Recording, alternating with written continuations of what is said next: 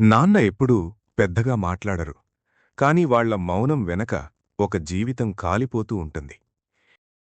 ఈ కథలో ఒక నాన్న ఉన్నాడు. తన కష్టాలు ఎవరికీ చెప్పలేదు, తన కోరికలు ఎవరూ చూడలేదు. కాని తన కొడుకు జీవితానికి అడుగులయ్యాడు. అతను చూద్దాం అన్నాడు. ఆ మాట వెనక ఏముంది ఎవరూ అడగలేదు. 2 రోజులకు ఆ నిశ్శబ్దం మాట్లాడింది. కాని అప్పుడు అతను లేడు. నేను మీ నాని.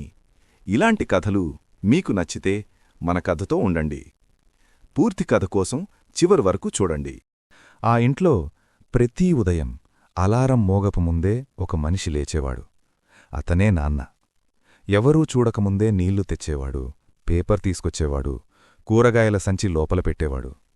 అమ్మ లేచేసరికి అన్నీ జరిగిపోయుంటాయి. నాన్న మాట్లాడేవాడు కాదు, సలహాలివ్వడు, భావోద్వేగాలు చూపడు. కేవలం పనిచేస్తూ ఉంటాడు. కొడుకు స్కూల్కి వెళ్లేటప్పుడు బ్యాగ్ బరువుగా ఉందంటే మెల్లగా తానే మూసేవాడు. నాన్న ఇవ్వండి అన్నా నవ్వి, పో నువ్వు చదువుకో అనేవాడు. కొడుకు చదువులో బాగుండేవాడు. అమ్మ గర్వపడేది, టీచర్లు పొగిడేవారు. కాని నాన్న మాత్రం స్కూల్ పేరెంట్స్ మీటింగ్లో ఏమీ మాట్లాడేవాడు కాదు. చివరి బెంచ్లో అలా నిశ్శబ్దంగా కూర్చుండేవాడు. కొడుకు కాలేజీకి వెళ్ళాడు. ఫీజులు పెరిగాయి. ఆ రోజు అమ్మ అడిగింది, ఇంత ఫీజు ఎలా? నాన్న మెల్లగా అన్నాడు, చూద్దాం. ఆ చూద్దామంటే అతనింకో షిఫ్ట్ పని, ఇంకో రాత్రి నిద్రలేని రోజు. కొడుక్కి తెలీదు. కొడుకు కొత్త మొబైల్ కొనుక్కున్నాడు. స్నేహితుల ముందు గర్వంగా చూపించాడు.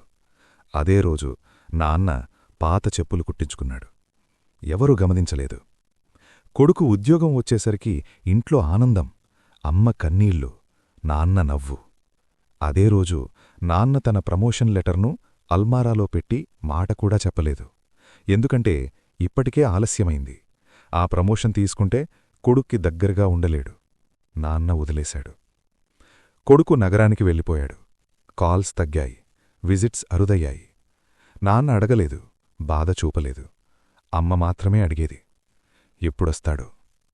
ఒకరోజు నాన్నకు ఛాతీలో నొప్పి వచ్చింది. అమ్మ ఆసుపత్రికి తీసుకెళ్తానంటే నాన్నన్నాడు, కొంచెం గ్యాస్ అయ్యుంటుంది, మరేం పర్వాలేదు.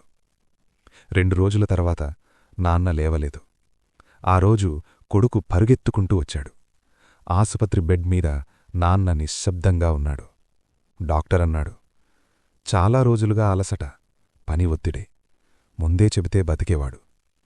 కొడుకు షాక్ అయ్యాడు. ఇంటికి వచ్చాక అమ్మొక ఫైల్ ఇచ్చింది.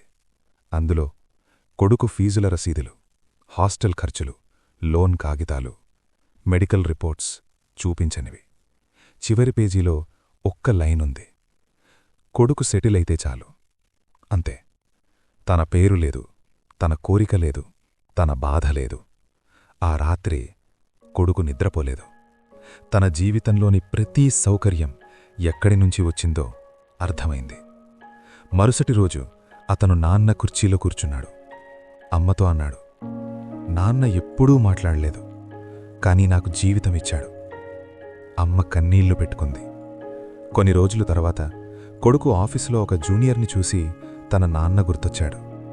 ఆ రోజు అతను నిశ్శబ్దంగా సహాయం చేశాడు.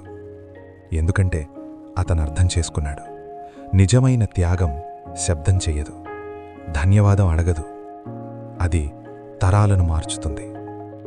కొన్ని జీవితాలు వెలిగిపోతాయి, మరికొన్ని నిశ్శబ్దంగా వెలిగిస్తాయి.